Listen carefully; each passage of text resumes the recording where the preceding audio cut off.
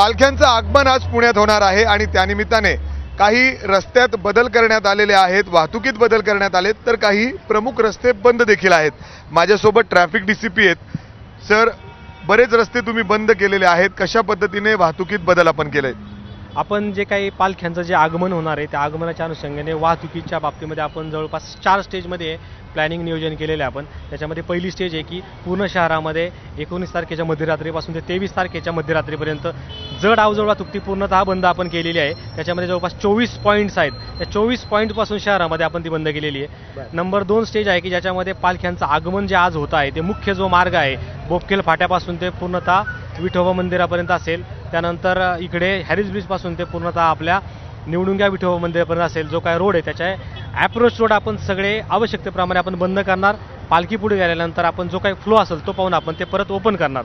याच्यामध्ये तिसरा पार्ट आहे की ज्यावेळेस पालखी मुक्कामी असेल, म्हणजे आज संध्याकाळ, उद्या दिवसभर, उद्या संध्याकाळ, त्यावेळेस आपण पालखीच्या मुक्कामाच्या ठिकाणचे जे अप्रोच रोड आहेत त्याला आपण स्टॉपेज पॉईंट दिलेले आहेत. भाविकांच्या वाहनांना आपण त्याच्या पुढे आपण मनाई केलेली आहे, परंतु आपण भाविकांच्या पार्किंगची 16 ठिकाणी आपण व्यवस्था केलेली आहे. चौथा पार्ट याच्यामधला आहे की ज्यावेळेस पालखीचं प्रस्थान होईल त्या प्रस्थानाच्या वेळेस देखील आपण आवश्यकतेप्रमाणे रोड ओपन करणार आणि आपण क्लोज करणार. अशा प्रकारे आपण वाहतुकीचे नियोजन केलेले आहे.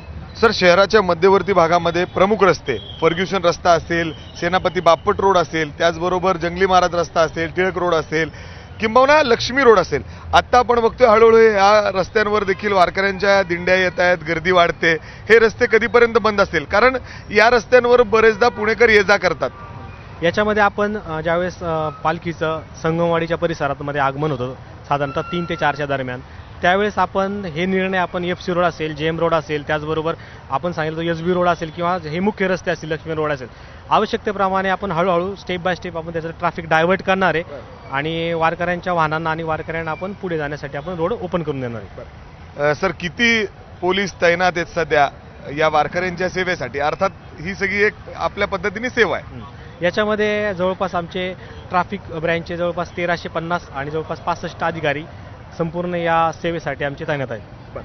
जसं या ठिकाणी आपण बघतोय पुण्यामध्ये आज दोन्ही पालख्या दाखल होतील आणि मुक्कामी असतील आणि या मुक्कामात पुणे जिल्हा, आजूबाजूच्या परिसरातील इतर शहरातील लोक या ठिकाणी दर्शनासाठी येतात. मोठ्या संख्येने गर्दी होते आणि त्यामुळं ट्रॅफिकवर मोठा भार या ठिकाणी असतो आणि त्यासाठीच खास व्यवस्था या ठिकाणी करण्यात आलेली आहे. सरांनी जसं सांगितलं की 24 वेगवेगळ्या पॉईंट्सवर, एंट्री पॉईंट्सवर त्या ठिकाणी नाकाबंदी करण्यात आलेली आहे. जड वाहतूक आतमध्ये पूर्णतः या ठिकाणी थांबवण्यात आलेली आहे आणि त्याचबरोबर जसे पालख्या आत येतील ते रस्ते बंद केले जातील आणि त्यानंतर सोयीनुसार ते पुन्हा एकदा सुरू केले जातील, अशी व्यवस्था आज पुण्यात वाहतुकीत करण्यात आलेली आहे.